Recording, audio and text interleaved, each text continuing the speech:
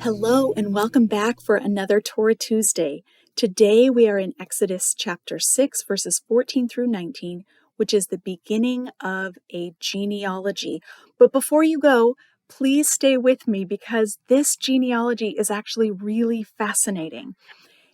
We have a tendency as modern readers to think that genealogies are kind of boring. They're the parts that are easy to skip over, like who would want to read through a phone book or a genealogical record? How interesting could it be?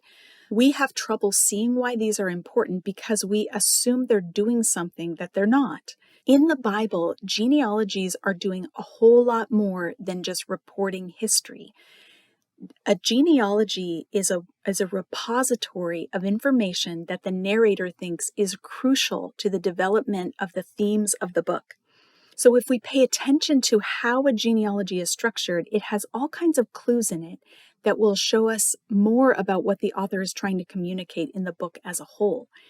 That's true of any genealogy in the Bible, but it's especially true here. Maybe you've noticed, if you've skimmed over this, that it starts out saying, these are the heads of the houses of their fathers, and it begins going through the 12 sons of Jacob. But we only get Reuben, and then Simeon, and then Levi, and then we don't get any of the other 12 sons of Jacob.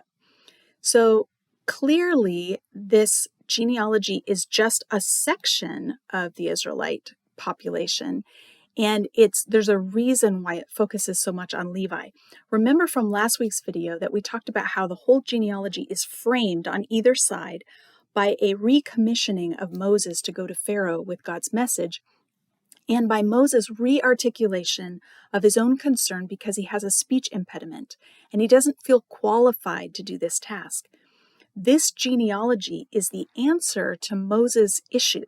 God is providing his brother Aaron, who is also a Levite, as his companion in this mission. And the genealogy tells us the relationship of Moses and Aaron to the rest of the tribes. But it does more than that. It also looks ahead. So before I get ahead of myself, let's dive in. Moses has already gone to Pharaoh once, and Pharaoh was hard-hearted and would not listen.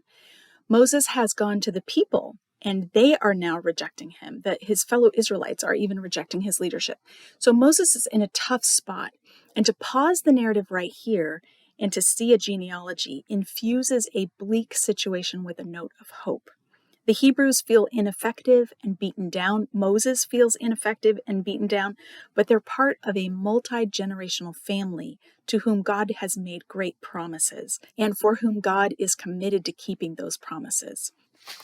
Okay, so we have 3 of the sons of Jacob listed here. The first is Reuben, who was the firstborn of Jacob by Leah, and then Simeon, who was the second son of Jacob by Leah, and then Levi, who was the third son of Jacob through Leah. The introduction of Levi's clan is different than the others. Verse 16 reads, "These are the names of the sons of Levi by their generations."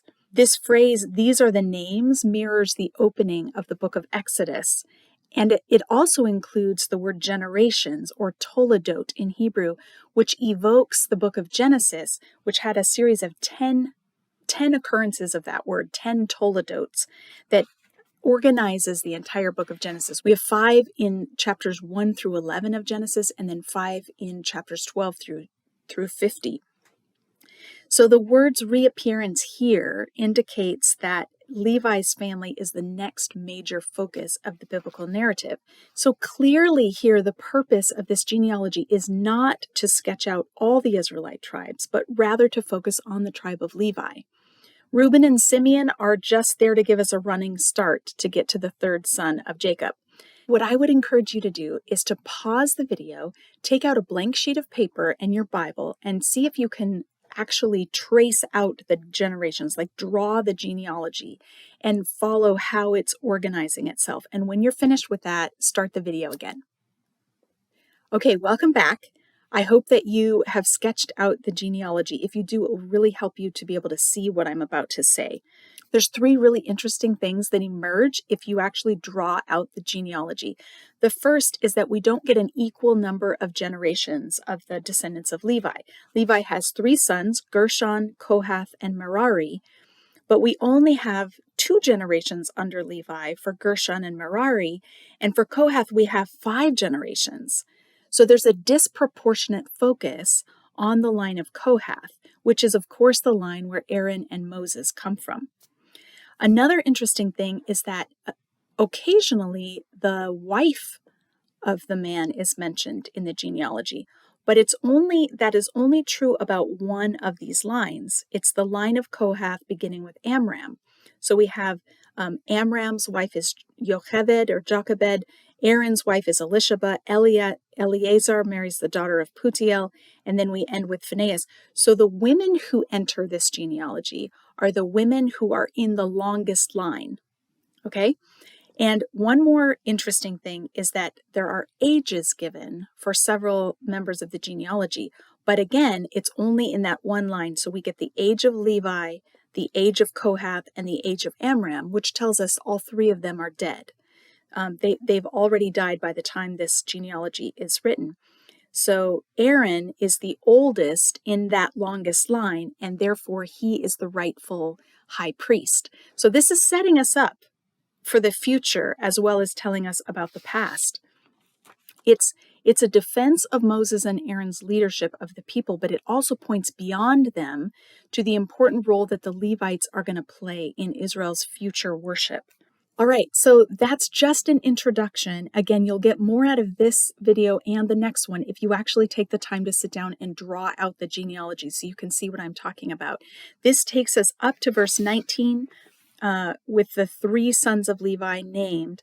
Next week, we're going to dive deeper into this long line and consider why is this particular line the one that gets the most attention in this genealogy, and what does that tell us about what's important to the author of Exodus. Thanks for watching and have a great week.